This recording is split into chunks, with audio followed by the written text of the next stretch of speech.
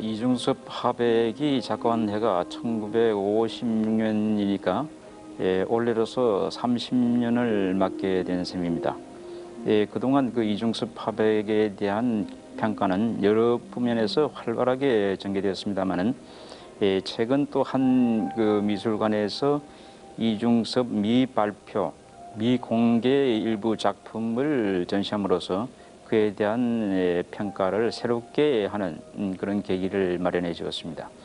이중섭 화백의 작가적인 그 편력을 살펴본다면 대개 그 1940년을 전후로 한 일본 문화학원 재학 시절, 그리고 자유전을 통한 그 작품 발표 시절 이렇게 잡을 수 있고, 그다음 그 해방을 전후로 하는 그 북한 원산에서의 작가 생활, 그리고 51년 일사후퇴 때 월남에서 56년 작곡하기까지의 남한에서의 작품 활동 시기, 이렇게 세 시대로 크게 나눠 볼 수가 있습니다.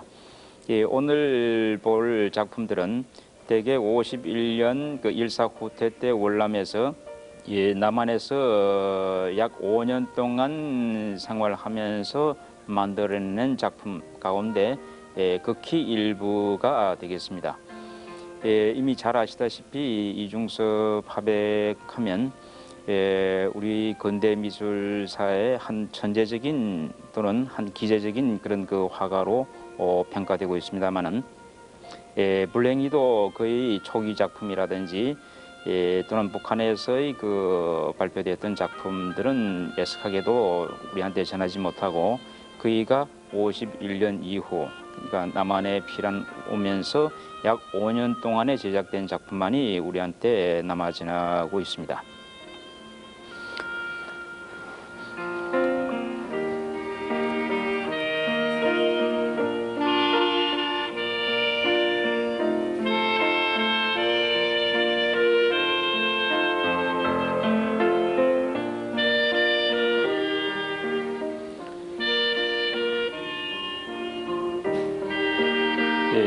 이중섭 화백의 작품은 대체로 이 캔버스 위에다가 유화로 그린 것보다는 종이 위에다가 유화로 그린 것이 태반을 차지하고, 또 부분적으로는 종이의 대성이라든지 수채로 그린 작품들이 역시 많습니다.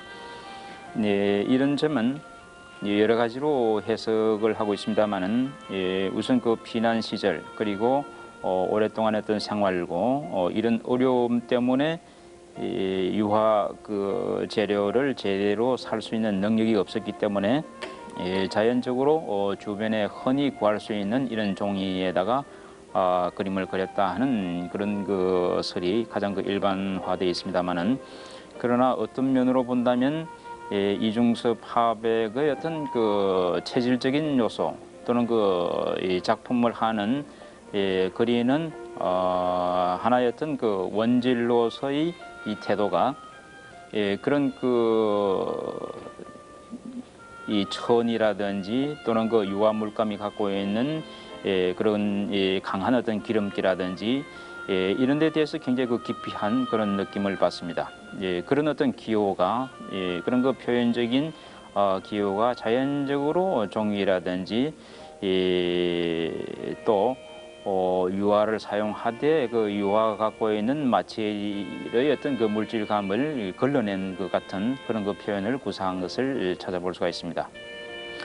지금 이 작품에서도 우리가 느낄 수 있는 것은 뭔가 화면 전체를 하나의 어떤 색으로 기조를 만들고 그 위에다가 그냥 붓으로 뭔가 그리기보다는 이 나이프 같은 거로 예리하게 긁으면서 하나의 어떤 이미지를 표상시키는 그런 방법을 택하고 있는데, 이 화가의 작품에는 이런 그 표현 기법이 상당히 많이 발견되고 있습니다. 이런 그 기법은 또 다른 면으로 우리가 간추해 본다면 일종의 그 프레스코 기법과 같은 그런 그 기법상의 어떤 상통되는 점을 발견할 수가 있는데, 프레스코라고 하는 것은 이 암벽이라든지 이 벽면, 거칠은 벽면 위에 해를 바르고 그 해가 마르기 전에 이 안료를 섞어서 그림을 그리는 그런 기법이기 때문에 아무래도 그 뭔가 그 물기가 없어지면서 상당히 그 화면 자체가 건조해지는, 그러면서 그 유성이 날아가 버리는 것 같은 그런 그 뽀얀 그런 특질을 보여주고 있습니다. 이중섭 화백의 전 작품이 대체로 이런 어떤 기조에 의하고 있다 하는 것을 발견할 수 있습니다.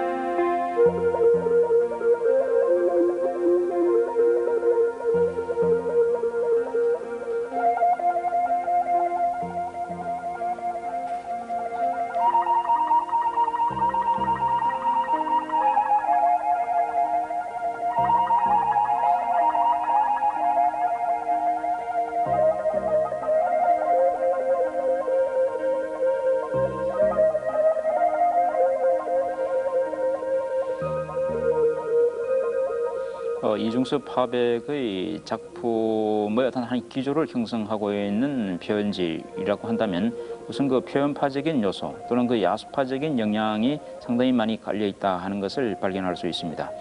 1930년대 후반부터 시작해서 40년 초 전으로 해서 일본에 풍미했던 그런 그 야수파 또는 그 표현파 운동의 영향을 강하게 받고 또 그런 그 표현의 어떤 통해서 자기 어떤 독자적인 어떤 세계를 구축하려고 했던 그런 그 초기 데뷔 시절의 어떤 개성이 그 56년 그 작곡하기까지 그 작품의 한 근간을 형성해주고 있습니다. 따라서 이런 그 표현파적인 또는 야수파적인 요소라고 하는 것은 뭔가 대상을 아주 그 정확하게 그리는 그런 그 태도가 아니라 그리는 화가의 어떤 심중의 어떤 감회를 솔직하게 뭔가 구애되지 않고 자유롭게 그 표출을 해내는 그런 그 태도이기 때문에 대개 그 이중섭 화백의 전체적인 작품에서도 우리가 이런 그 자유분방한 어떤 그 표현의 요소, 뭔가 얽매이지 않는 그런 그 점을 많이 발견하게 됩니다. 바로 이런 것이 표현적인 또는 야수파적인 요소라고 말할 수 있겠습니다.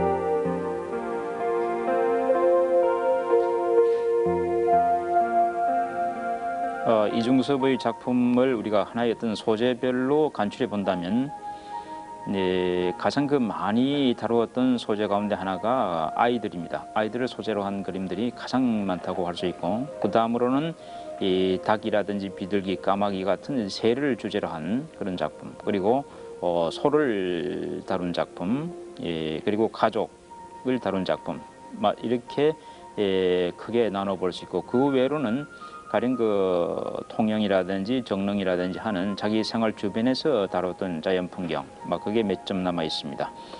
그 외에 식물들, 복숭아, 호박, 부처, 이런 것들이 전해지고 있습니다. 이 작품은 예외적인 그런 그 소재의 작품이라고 할 수가 있습니다. 이중섭 작품의 작품 가운데 흐르고 있는 요소는 역시 그 낙천적이고 어느 면에서는 굉장히 희화된 그런 세계인데 비해서 이 작품은 상당히 끔찍한 그런 그 상황 설정을 보여주는 특이한 그 작품이라고 할 수 있습니다. 아마 이런 작품이 나오게 된 그 배경은 전쟁, 6.25 전쟁 또는 이 화가 겪었던 태평양 전쟁, 6.25 전쟁, 그리고 그 쓰라린 이 피난 생활, 이런 그 자기 주변에서 일어나는 어떤 비극을 영상화한 것이 아닌가 생각됩니다.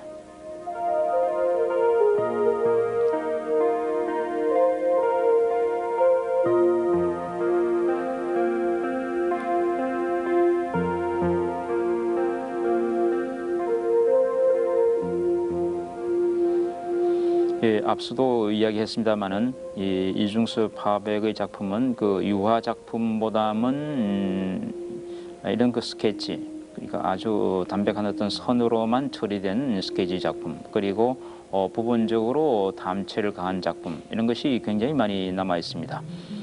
예, 이런 그 스케치 작품에서도 우리가 볼 수 있는 것은 뭐냐면 대상을 굉장히 그 요약해가는 그런 특징을 발견할 수가 있습니다. 뭔가 대상 자체의 어떤 골격, 윤곽 그런 것을 분명하게 잡고 다른 이 요소들은 그 대담하게 생략해버리는, 그러므로 해서 그 대상이 갖고 있는 특징을 더욱 두드러지게 드러내는 그런 그 기법을 만날 수가 있습니다.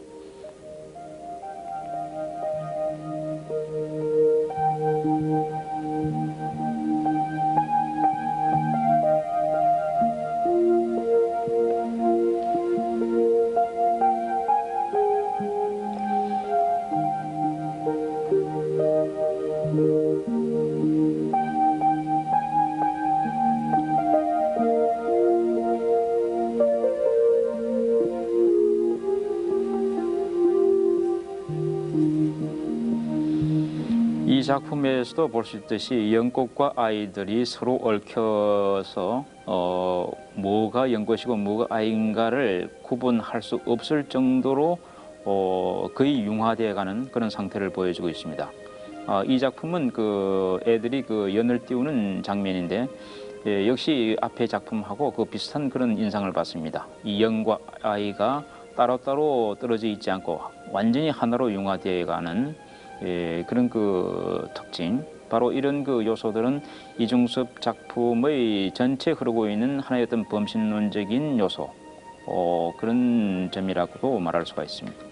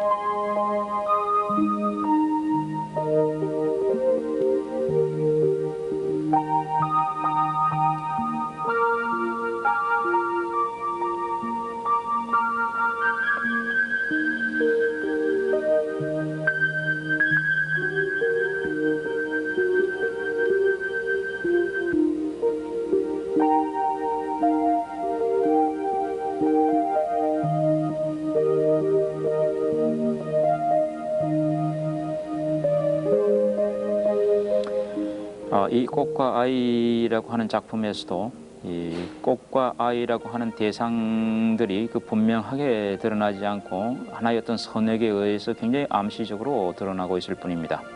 그러면서도 바탕 전체를 거의가 그 기름기를 걸러낸 것 같은 그런 은은한 기조로 처리하고 그 위에다가 선획으로 그런 그 대상을 굉장히 요약해 들어가면서 보여주고 있습니다.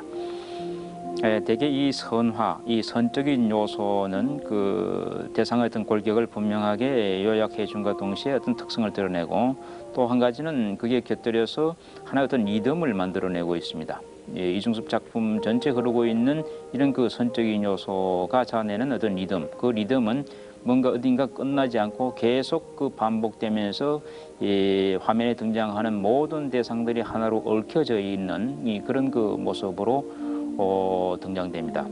이 마치 그 그림을 보고 있으면 우리가 굉장히 많이 얽혀 있는 그 실구름이 같은 그런 그 인상을 받게 되는데, 그런 것을 서서히 풀어가면서 뭔가 여러 그 대상들이 얽혀 있으면서 어떤 하나의 어떤 연을 갖고 있는, 어떤 관계를 갖고 있는 그런 그 인상, 그런 표정을 강하게 받게 됩니다.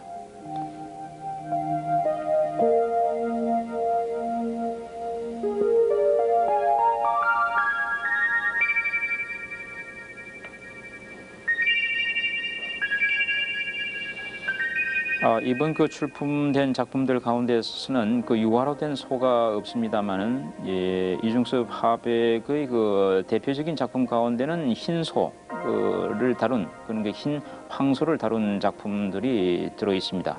가장 그 대표적인 작품으로 꼽고 있는데, 지금 여기 나오는 이 스케치 작품은 이 하나의 어떤 색을 처리하지 않는 단순한 그 연필에 의한 그런 작품이고, 또 이 작품도 역시 황소를 그 소재로 한 작품입니다. 말하자면 그런 그 유화 작품을 위한 하나의 어떤 밑그림 또는 그런 하나의 그것을 위한 어떤 스케치라고 볼 수가 있는데, 역시 그 황소가 갖고 있는 그 강인한 그 힘, 그 힘이 신체 어디에 미친다고 하는 그런 그 특징을 잘 그 포착해주고 있는 것 같습니다.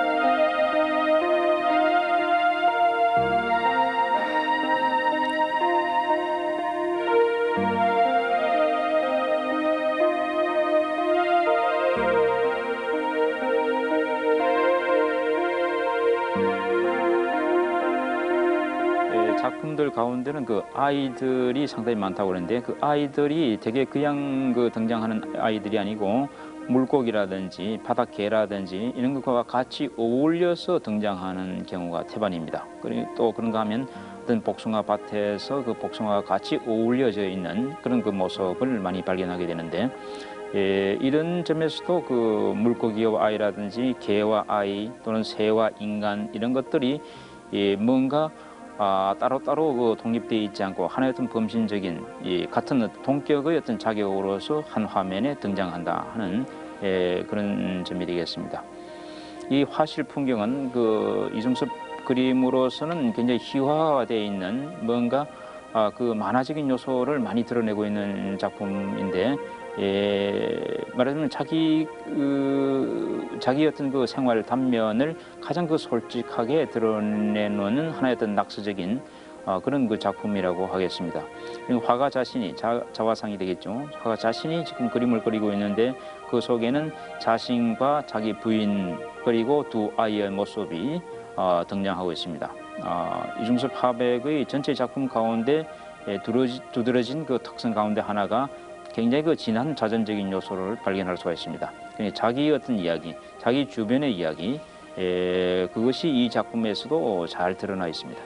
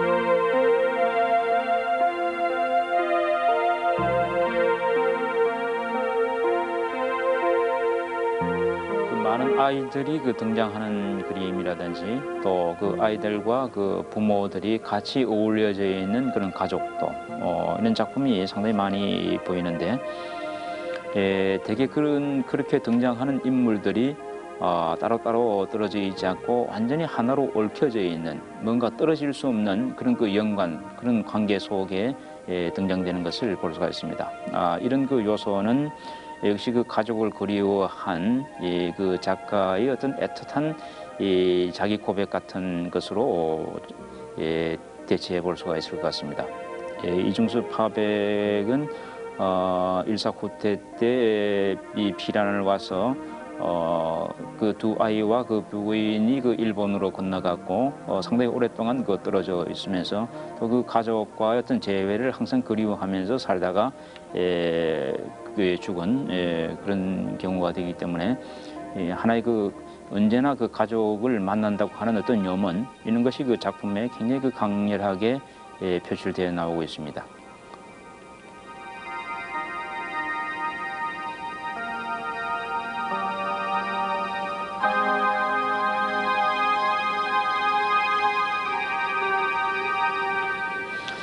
이번 그 작품전에서는 이 말하자면 부처를 다루은 그림은 등장하지 않았습니다만은 지금 그 손을 다룬 거, 또 이 손과 비둘기 이런 작품들에서 그 부처의 어떤 손을 연상하는 그런 점이 많이 발견됩니다. 굉장히 그 손이 갖고 있는 그 부드러운 요소, 그 하나의 어떤 이 인간과의 어떤 이 관계를 연결 지으려고 하는 그 매체로서의 어떤 손의 이미지, 이런 것이 잘 드러나 있고, 또 이 작품에서는 그 비둘기를 안고 있는 그 손, 이 그 간결한 그 선이 마치 그 마티스의 어떤 선화를 방불케 하는 그런 점을 엿볼 수가 있습니다.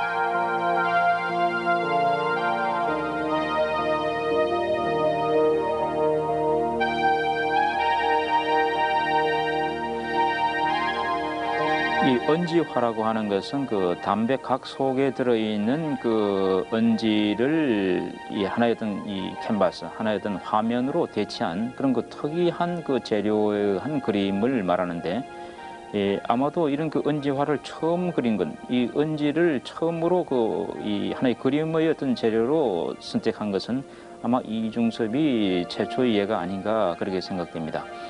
대개 이 언지화들은 그 언지 위에다가 아주 예리한 어떤 선으로 꾹꾹 눌려 가지고 하나의 어떤 이 핵을 만들고, 그 위에다가 유화 안료 같은 것을 한번 덮어서 닦아내면 그 들어간 그 선핵에는 그 물감이 조금씩 묻어나서 그 선이 더욱 두드러지게 나타나는 그런 그 효과를 보여주는 그런 기법입니다. 상당히 많은 그 언지화가 남아 있습니다. 이 언지화가 많다는 것은 그 당시 자기 생활 주변에서 가장 그 흔히 구할 수 있는 재료였다 하는 그런 점도 되어 있고, 또 본격적인 그런 재료를 살 만한 그런 경제적인 여유가 없었기 때문에 이런 그 재료를 선택했다 하는 그 이야기도 있습니다. 어쨌거나 이런 언지화가 다른 그 유화 작품과는 다른 그런 이 하나의 어떤 단순한 선에 의해서 두드러진 어떤 그 대상을 표출해주는 그런 그 특징을 발견할 수 있고, 바로 이중섭 작품이 갖고 있는 어떤 선적인 요소, 그 선화적인 요소가 가장 잘 드러나와 있는 것이 이 부분이 아닌가 생각됩니다.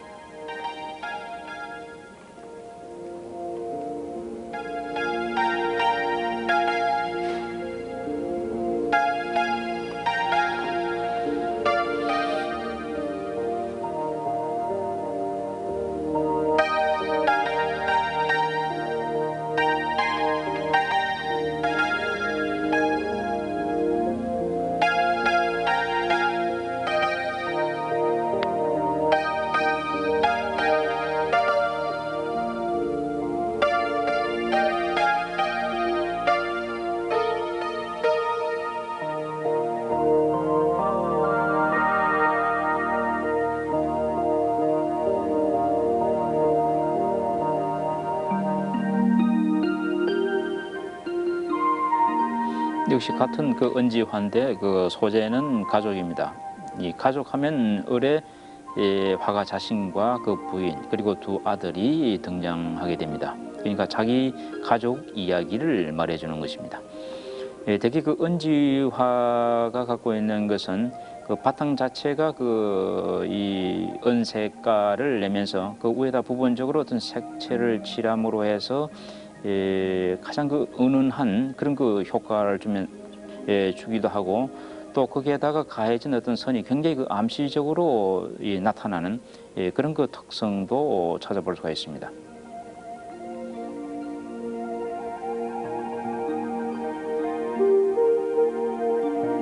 지금 이 작품도 바닥에 물감을 한번 칠하고 그 위에다 그 물감이 채 마르기 전에 이 나이프 같은 거는 이 선핵에 의해서 긁어내는 그런 그 작업입니다. 그러므로 해서 어떤 대상이 분명하게 드러나기보다는 뭔가 은은하게 암시적으로 드러나는 그런 그 효과, 그런 그 표현적인 효과를 내주고 있습니다. 마치 그 마멸되어 가는 어떤 바위에 그려져 있는 옛날 그림 또는 퇴락해가는 옛날 그 벽화, 고분 벽화를 보고 있는 것 같은 그런 그 느낌을 받습니다.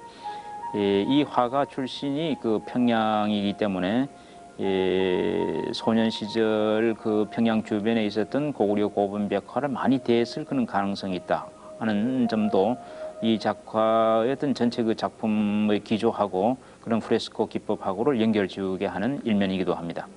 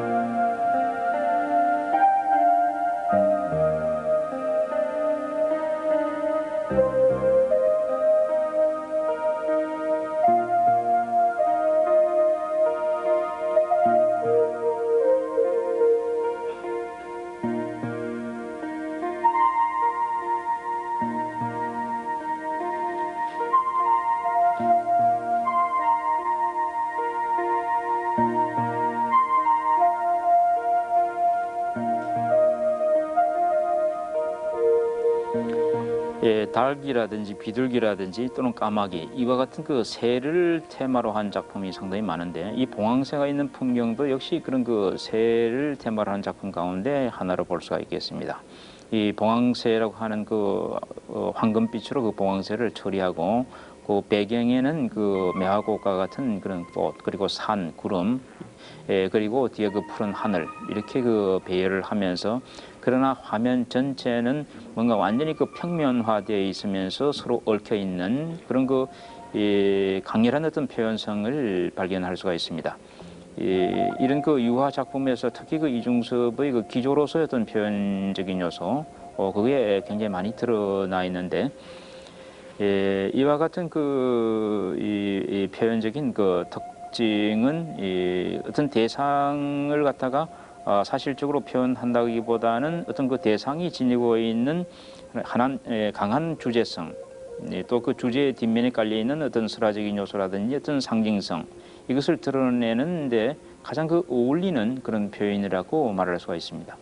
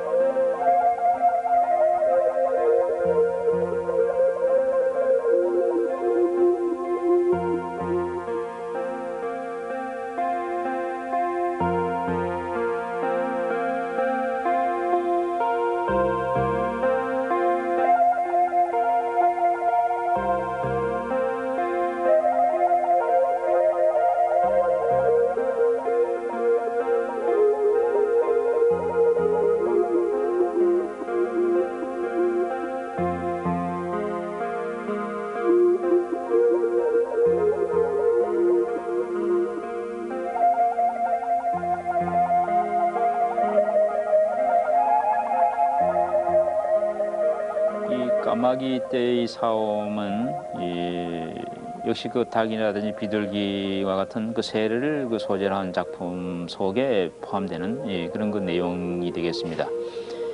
이 중에서 그 말기의 작품 가운데 그 달밤의 까마귀가 있습니다만은 그 까마귀라고 하는 새가 갖고 있는 어떤 상징성, 그리고 그 까마귀들이 지금 여기서 싸우고 있는 그런 처절한 그 하나의 어떤 그런 그 상황, 장면, 이런 그 속에서 우리가 어떤 그 전쟁이라든지 살육이라든지 하는 그런 그 사회적인 현상, 그런 어떤 상징성을 강하게 만날 수가 있습니다.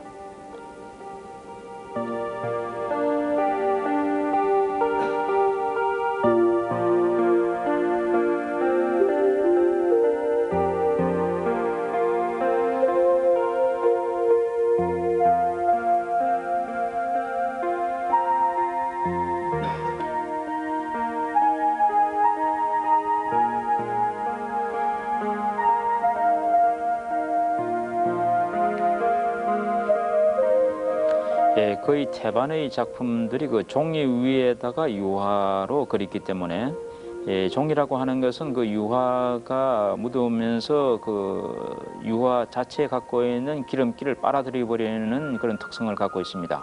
그러니까 천 위에다가 이 유화 물감을 놓는 것하고는 전혀 다른 그런 그 효과를 나타내는 겁니다.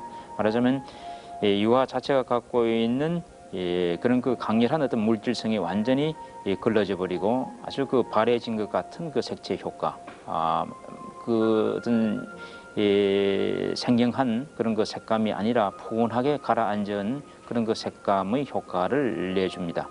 아마 이런 그 효과, 이런 그 이 색채가 갖고 있는 어떤 맛을 이 화가는 아마 그 의도적으로 추구하지 않았는가 하는 것을 발견합니다.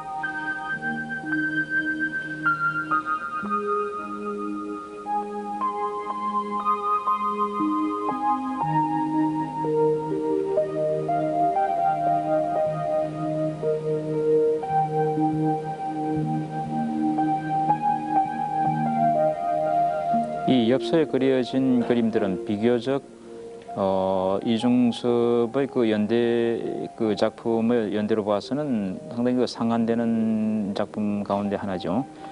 일본에 있을 때, 그 유학하고 있을 때 되게 그렸던 것들이 그 일본의 그 처가집에 남아 있었던 그런 작품들이 되겠습니다.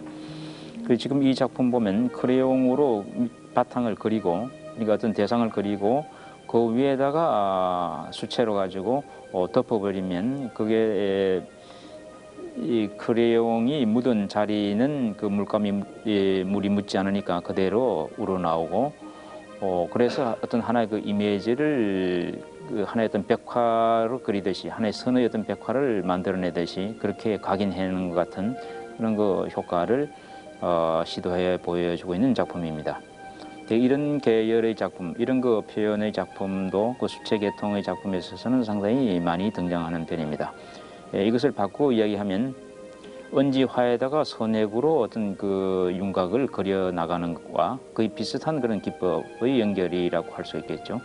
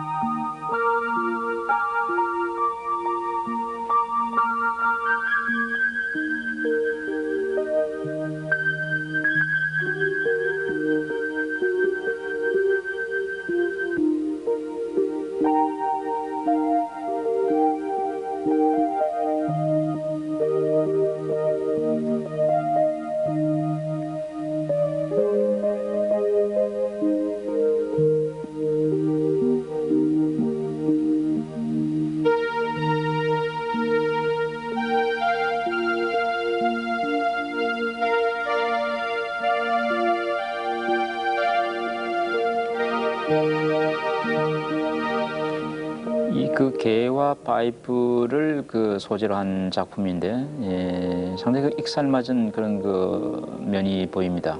이 책을 펴놓은 책 위에 파이프가 놓여 있고 그 파이프를 개가 또 물고 있습니다. 그러면서 파이프 위에도 연기 같은 것이 나오고 또 개 몸에서도 그런 그 거품 같은 것이 일어나고 또 그런 거 하면 배경에는 바다가 있고 또 산이 보입니다.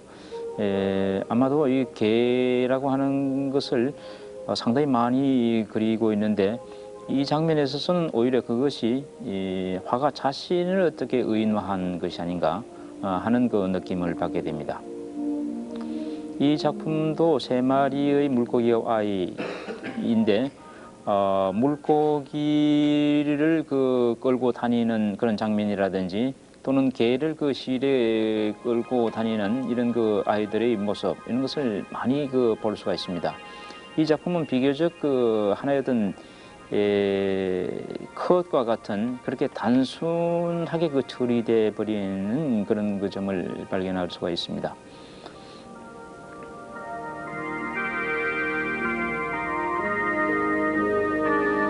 이 작품도 상당히 그 주제 설정이 흥미로운 작품 가운데 하나라고 볼 수 있습니다. 해바라기와 아이.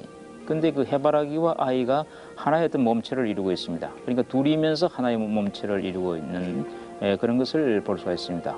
아이는 해바라기를 받들고 있고 잡고 있고 그런가 하면 아이의 몸체는 바로 또 해바라기 같은 일부가 되어서 등장하는 그런 그 특이한 구성입니다. 그러면서 그 화면은 보면 그 원고지 뒷면에다 그리기 때문에 원고지 그 칸이 뒷면으로 은은하게 우러나와 있습니다. 대개 그 이 화가의 작품 가운데는 이 자기 그 생활 주변에 널려 있는 아무런 그 소재, 아무런 종이라도 그냥 주어서 그리는 그런 것을 많이 볼 수가 있는데 아마 이 작품도 그런 것 가운데 하나라고 볼 수가 있겠습니다.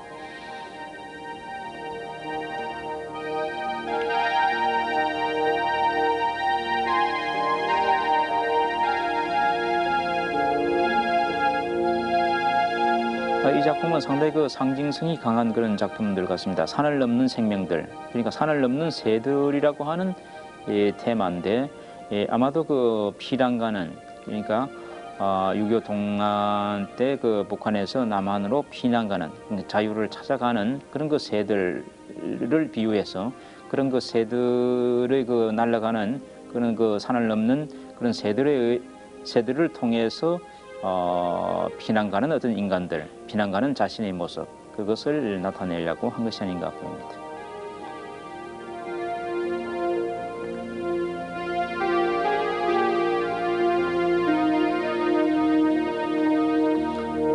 이 작품도 앞서 보았던 그 해바라기와 아이와 같은 하나의 어떤 두 개이면서 하나로 연결되어 있는 그런 그 두 개이면서 하나의 어떤 몸체 속에 공존하는 그 같은 그런 그 특이한 설정을 또 여기서도 찾아볼 수가 있습니다.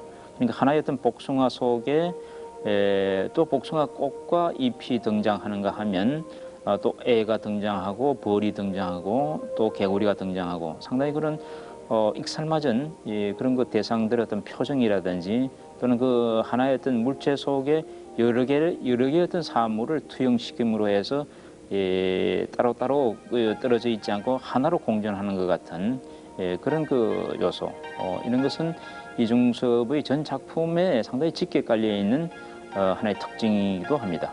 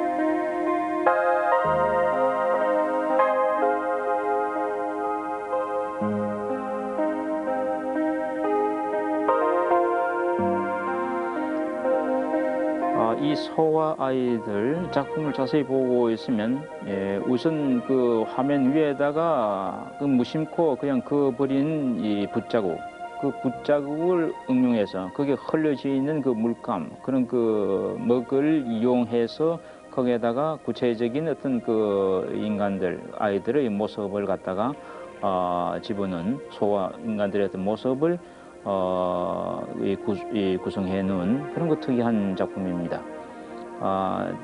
이 작품 외에도 이런 그 우연적으로 일어나는 어떤 표지 위에다가 어떤 이미지를 설정하는 경우의 작품을 많이 대할 수가 있는데, 이런 것도 뭔가 처음부터 뭔가 의도되지 않는 어떤 적흥성이라고도 말할 수 있죠.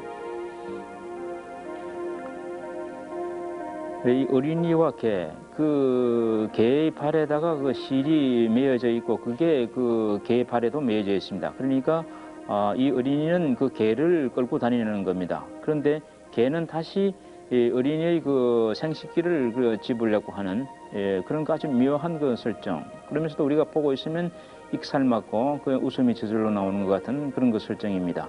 그러나 애의 표정은 전혀 아프다는 표정이 아니라 굉장히 그 마치 그 보살의 이 표정에서 볼 수 있는 것 같은 그런 은은한 미소가 떠올라 있습니다.